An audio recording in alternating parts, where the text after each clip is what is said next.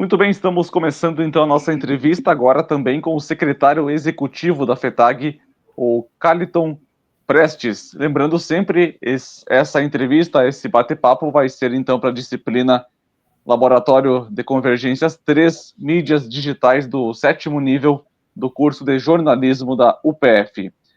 Primeiramente, quero agradecer então a sua participação, Caliton. Você esteve então você conversou comigo e aceitou de prontidão, então, a nossa proposta de conversa. E eu desejo, então, um bom dia, uma boa tarde e uma boa noite para você. Obrigado, Gabriel. É sempre um prazer estar contribuindo, né, com informações acerca da agricultura familiar, acerca da produção de alimentos aqui no estado do Rio Grande do Sul. E a FETAG tem um papel importantíssimo nesse sentido de representar o agricultor nas questões do endividamento, nas questões das políticas públicas e tudo isso que gira em torno, né, da produção agrícola e pecuária aqui do estado. Muito bem, nós conversamos também com o Carlos Joel da Silva, o presidente. Ele falou para nós, então, sobre algumas informações também relacionadas ao agricultor. Mas eu te pergunto também, secretário, quais são as informações que você pode trazer para nós em relação à safra, números, prejuízos, dificuldades? Bom, falar das safras aqui no estado do Rio Grande do Sul é um desafio, né? Nós tivemos aí nos últimos 5 anos extremos climáticos importantíssimos e que impactaram de forma muito severa tanto a produção agrícola como a produção pecuária aqui no estado do Rio Grande do Sul. E esses extremos climáticos que ocorreram aqui no estado, eles foram sem precedentes, né? Nós tivemos aí secas que diminuíram, né, e impactaram o rendimento das lavouras e, consequentemente, das propriedades. E também, o ano passado, uma enchente histórica, né, que em muitos locais prejudicou a fertilidade do solo, levou benfeitorias rurais, acabou com empreendimentos, né, com a força da água. E isso fez com que nós, hoje, temos no estado do Rio Grande do Sul uma situação muito delicada quando a gente vai falar da produção agrícola e pecuária aqui no estado, né? E aí, nesse período, a FETAG vem atuando em relação à reconstrução dessas propriedades. Quando nós falamos, né, de propriedades que foram atingidas pela estiagem, hoje nós temos cerca de 17 bilhões de reais de dívidas acumuladas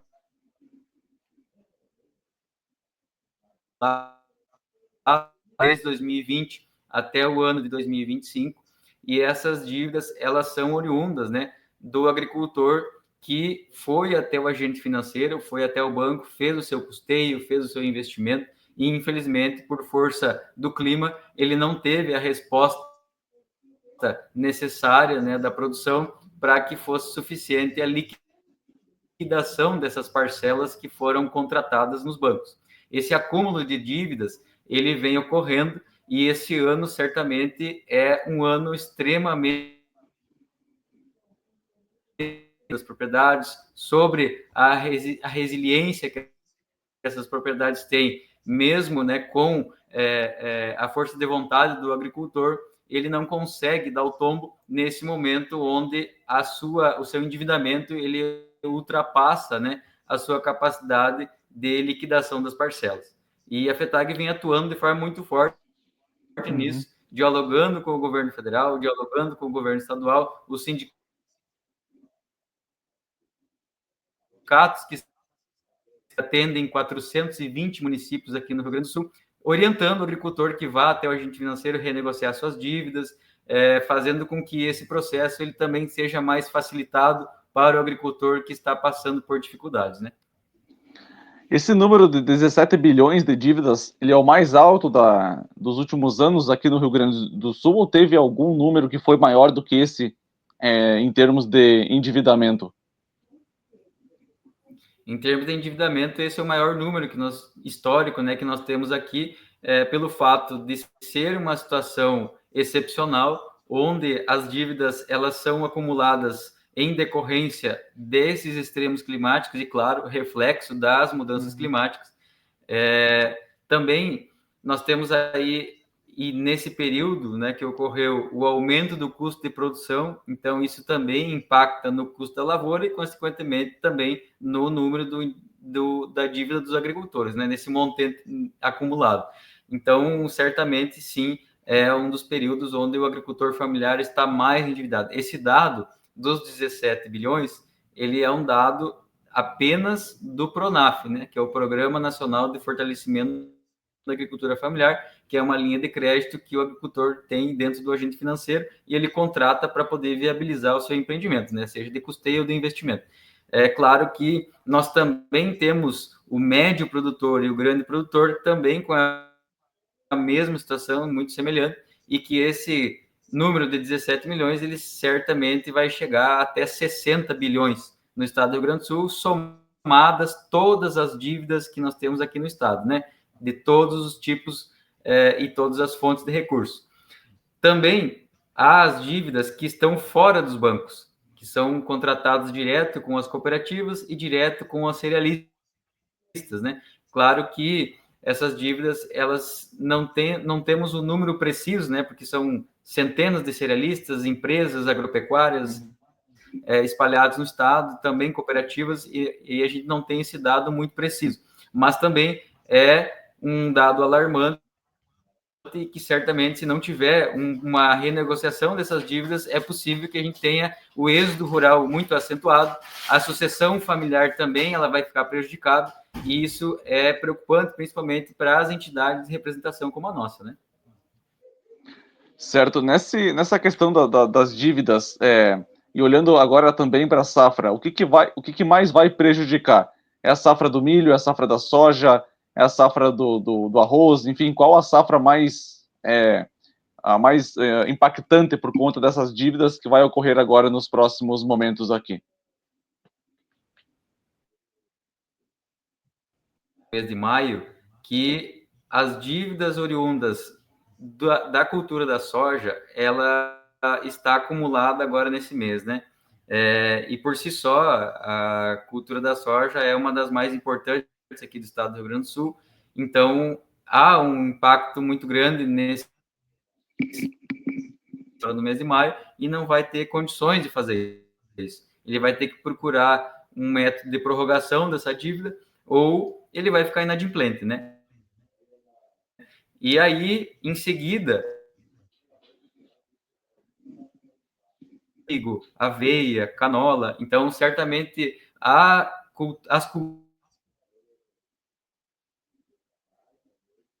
próxima safra de verão de milho e soja certamente será impactada também pelo fato do agricultor estar com este estrangulamento financeiro, né, nos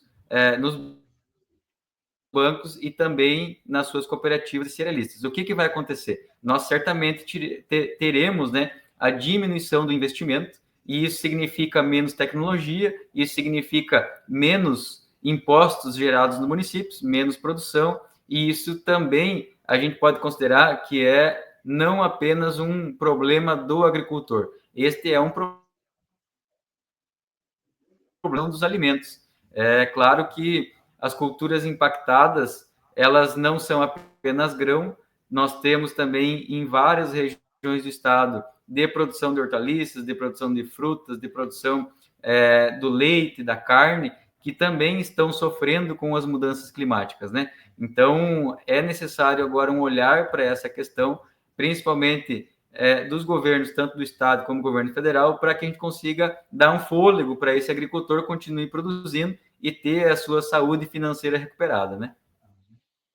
Muito bem. Nessa questão dos investimentos, vai ter muito pouco investimento. Como é que tu olha para essa questão também por conta da relação de dívidas e também, né, para o agricultor já pensar também em investimentos? Como é que tu liga essas duas questões aí e o que pode se esperar no Rio Grande do Sul em relação à agricultura, juntando essas duas situações, o poder de endividamento e também a questão do investimento? Certamente nós teremos queda no investimento agropecuário aqui no estado por dois motivos. O primeiro motivo é o impacto das estiagens, né, e também da enchente que ocorreu ano passado. E isso também diminui, né, o apetite do produtor para fazer investimentos nas suas propriedades pelo fato dessa saúde financeira não estar tão adequada assim. E o segundo motivo é em relação à taxa de juros, né? Todo mundo acompanha aí a escalada da taxa Selic e isso certamente terá reflexo no Plano Safra, que será lançado agora em julho, né? Então, esses dois fatores certamente impactarão no investimento aqui no estado. O agricultor, ele não tem condições hoje de pagar um juro maior e principalmente das propriedades que já estão sofrendo com os impactos das mudanças climáticas, fazer mais investimentos, né? Então, certamente nós teremos uma redução. É claro que o agricultor gaúcho, ele é muito resiliente, né? Esperamos aí que a próxima safra seja uma safra boa, para que haja essa recuperação das propriedades, dos empreendimentos, e certamente esse investimento ele retomará assim que as condições climáticas forem favoráveis, né? Em relação ao preço de produtos hoje agrícolas, como é que está essa situação? Tá agravante? Está muito caro? Como é que está sendo também esse produto que os agricultores precisam comprar para fazer a sua safra? O preço dos insumos tiveram um acréscimo no ano 2020, né? 2021, em decorrência da pandemia. Nós tivemos um aumento exponencial, principalmente nos fertilizantes, que são importados, nas máquinas agrícolas, em decorrência do aço, que é uma commodity, e naquele momento também o soja e todos os grãos, né, alimentação, teve esse movimento, né, inflacionário, onde aumentou muito o custo de produção, né? A partir daquele momento, nós tivemos uma redução gradual desse custo de produção, mas ainda não em patamares anteriores à época da pandemia, né? Então, o custo segue muito alto. Já o preço dos produtos que são comercializados pelo agricultor, tanto leite como grãos, enfim, não tiveram o mesmo crescimento quando comparado aos insumos, né? Então, por exemplo, a cadeia produtiva do leite é uma cadeia produtiva que sofre muito. Por quê? Porque os insumos, eles são atrelados ao dólar. Fertilizantes, equipamentos, medicamentos, né? Toda essa questão, ela é atrelada ao dólar. E quando nós tivemos aí o aumento do dólar da casa dos R$ 5 para os R$ 6, isso tudo foi também aumentado o preço do custo de produção. E aí, o preço do leite pago ao produtor, ele não teve o mesmo reajuste que o custo de produção. Então, nós temos essa diferença aí e que impacta, de fato, né, o rendimento das atividades e reflexo disso, a desistência dos produtores, né, nessas cadeias produtivas. Como é que foi o número da safra do ano passado, após as enchentes e até comparável aos anos anteriores? Qual foi o tamanho do prejuízo por conta das enchentes, a safra do ano passado e também até imaginando agora, como é que vai ser essa safra também após esse período de dificuldade financeira? As enchentes, elas impactaram regiões, né, que principalmente na região central do estado, a região dos vales, serra, e que tiveram um impacto principalmente no solo, né? As lavouras, elas foram, o processo da erosão levaram muitas lavouras e o levantamento de perdas, né, dessas propriedades foram perdas materiais. Nós tivemos aí várias lavouras atingidas e após o período de enchente e da recuperação, nós tivemos um período de seca, né? E que foi uma estiagem diferente do que nós tivemos nessas de 2020, 2021, 2022. Foi uma estiagem que várias regiões do estado sentiram esse impacto, mas outras regiões não sentiram quase nada. Então, nós tivemos o levantamento de perdas da Emater, que deram conta de que a perda geral do estado foi em torno de 30 a 40%, né, nessa última safra. E aí, as culturas que mais tiveram perda foi a cultura da soja, a cultura do milho, né, que tiveram esse impacto. Então, quando a gente vai falar de perdas no estado, a gente sempre se recorre ao número da Emater, que faz o levantamento em todos os municípios, né?